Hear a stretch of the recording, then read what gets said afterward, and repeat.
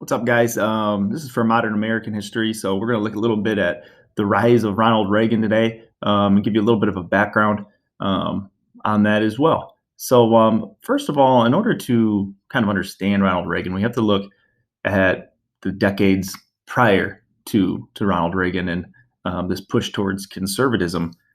After Lyndon Johnson defeated Barry Goldwater in 1964, it almost appeared that the United States has seen enough of conservatism. It doesn't look like the United States is really ever going to turn back to that direction that it did in the early 1920s, um, because we saw pretty much only Democrats from the 30s on. We talk about FDR and the New Deal, and then eventually we'd see Kennedy with the New Frontier, and we'd see LBJ with the Great Society, and it seemed like conservatism was kind of coming to a screeching halt, which is weird because big government in the United States never really caught on like it did in other places, other corners of the world. Um, Capitalism and conservatism in the private sector was always a little bit more popular. Traditionally, Americans looked inward before they would look to the federal government. They look at themselves and their family and friends to help support them, and then in the state of an emergency, they look to the federal government, such as the Great Depression or a world war or something along those lines. So we're going to kind of see a little bit of how that changed today. As mentioned previously, people in the United States really only looked to big government to solve problems during this time of emergencies. So World War II is obviously going to be one of the biggest ones that we've ever seen. Government reaching over the American population and using private factories and stuff like that to build war supplies, build planes and tanks and jeeps and guns and all of that kind of stuff. So obviously everyone was okay with that during this time. But what we're going to see is that because the United States almost immediately segues into the Cold War after World War II, um, the American people don't really ever see us as not being in this wartime effort. Though the Cold War is not war like World War II, it is still this sense of conflict. It's still this idea where we start throwing these terms around that we've never really thrown around before. Things like the state of the national security, okay, or national defense.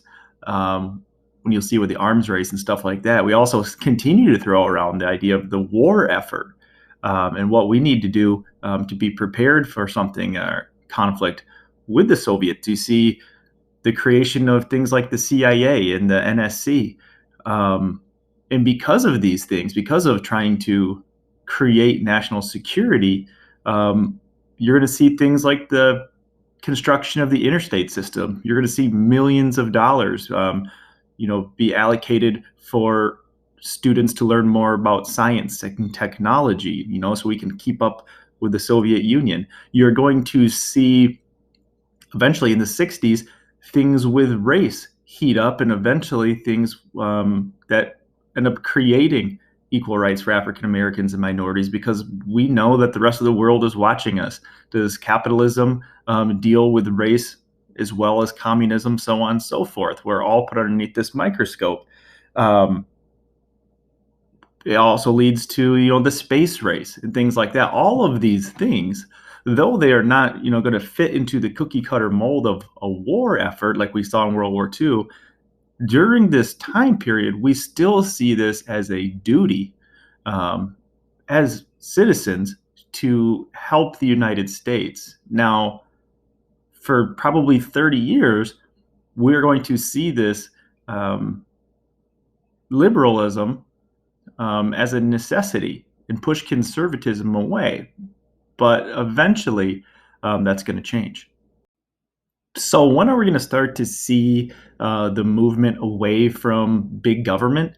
I think that's going to be pretty obvious to you guys.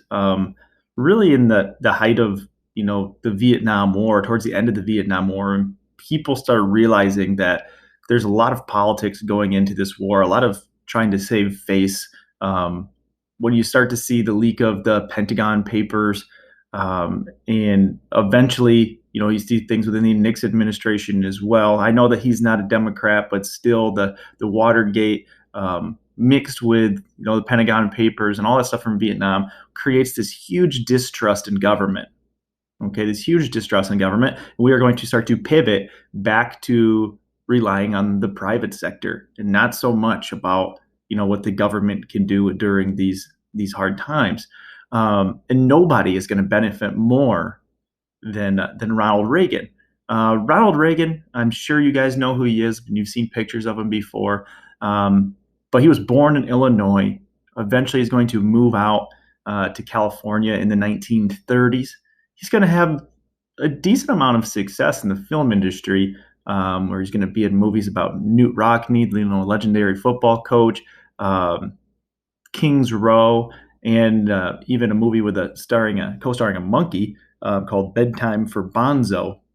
He's also going to star in some war, training videos for soldiers and stuff like that. Now, he's a B-lister, okay, a B or C lister. He's never been that guy that's going to score a lead role in a big movie. And eventually, what he starts to do is he starts to turn away from movies in the acting side anyway, and starts to kind of look at the politics of the whole thing. And before you know it, he does become the president of the Screen Actors Guild, negotiating contracts and trying to talk with McCarthy about communism within the film industry, and stuff like that. And he becomes really popular when he makes a move to television, and starts hosting General Electric Theater.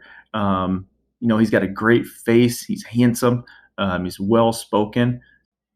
By the early 1960s, Ronald Reagan, who was originally a New Deal Democrat, a big supporter of Roosevelt, started to realize how much of his money was being eaten up in taxes, and he didn't like that.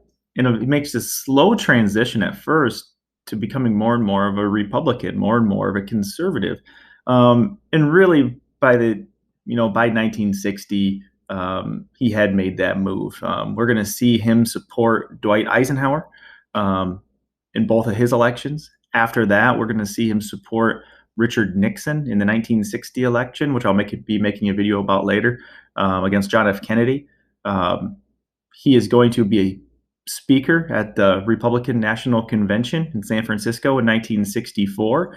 A lot of people thought that he could have been the guy to get the nomination in '64, but it was not him. Um, he was the most popular speaker there, though. Okay. As time goes on, we see him become the governor of California in 1966. And as time goes on, he continues to move more and more to the right side, more and more conservative. Um, when he's the governor of California, for a guy who's anti-taxes, he does increase the taxes in California until the budget is balanced, and then he'll start to cut things, living up to kind of what he said he was going to do. Um, he takes a hard stance on welfare bums, he calls them, and really kind of becomes this champion of the conservative party, the Republican Party. So in 1976, a lot of people had thought that Ronald Reagan could have been the nomination for the Republican Party for president. Unfortunately for Ronald Reagan, the incumbent Gerald Ford is going to beat him out for the nomination. A lot of people think that Ronald Reagan's done at this point in time. He's getting up there in age. It just doesn't look like this is going to work out for him. Well, Jimmy Carter beats Mr. Ford in the election of '76, and I think a lot of people thought that Ronald Reagan would just disappear and ride off into the sunset. But after Carter's really tough go at it over the course of 4 years, and the election comes up in 1980, Ronald Reagan is going to be there. He's going to be the oldest guy to ever win the presidency at the time. And kind of how he's going to attack Jimmy Carter is he's going to just straight up ask the people of the United States, are you better off than you were 4 years ago? Is your family better off than they were 4 years ago? Is the country better off than it was 4 years ago? And for most people around, they can answer the question with a pretty easy no. We talked about unemployment, we talked about inflation and other issues that are going around the world. And Ronald Reagan and his vice president choice of George H.W. Bush are really going to, beat Carter pretty easily. Now, as I had mentioned before, he is going to be the oldest president at the time ever elected. He's just under 70 years old. He's going to turn 70 um, by the time that he's going into the presidency. Now, a lot of people were worried about this because he's old. Being 70 years old and making decisions, that affect the world is big time. I mean, I think a lot of people are feeling that right now, looking at Donald Trump and Joe Biden, running for president. They're old. If you've ever talked to people that are in their late 70s, a lot of times you wouldn't expect them to be the ones making decisions for the whole world.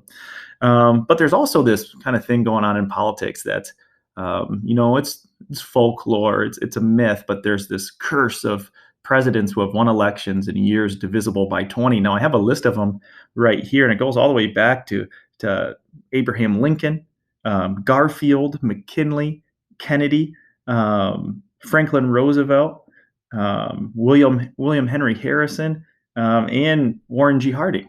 So, could this actually be a curse? No.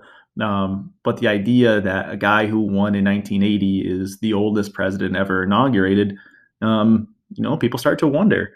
But it's not old age that almost takes Reagan out early on in his presidency. In fact, it's a bullet from an assassin by a guy with the last name of Hinckley. Um, he's just an absolute nut. This guy thought that he could win the love of Jodie Foster, famous actress, by trying to take out the president of the United States. And he doesn't. He doesn't die. He's severely injured. A lot of his Secret Service is injured as well. The story is they rush him to the hospital, and he says to the doctor that's about to try to remove the bullet from him, says, "Man, I hope you're a Republican." And the doctor said, "Mr. President, today we're all Republicans." Um, Later on, we're going to see him get labeled the nickname or receive the nickname the Great Communicator, because that has always been his strong point, is talking, as being somebody that can relate to everyday people. He has that background in Hollywood. He even starts, giving speeches in more photogenic places because he's smart like that. Eventually, you'll see the hostages in Iran you get removed. That's a big plus for Reagan. Carter couldn't seem to get him out of there. There's rumors that the people in the Reagan camp are hoping that that would happen. And he puts an end to this detente, this easing of relations with the Soviet Union that you saw with Nixon and with Carter. And he says, no, the Soviet Union is an evil empire. He labels them that, the evil empire. He's going to start to build up arms again, and he's going to get a little crazy with some of his ideas, something called Star Wars. It's a idea to be able to shoot nuclear missiles down from outer space, which the technology really wasn't there. And as rumor has it, President Reagan did not really know a ton about nuclear war or nuclear weapons or anything like that. He lacked a lot of knowledge in it, but he is going to gain a lot of popularity throughout this conservative push. And we are going to talk more about that in the upcoming days. So stay tuned. Shoot me an email or a comment on Google Classroom if you have any questions. Thanks for watching, and stay safe out there.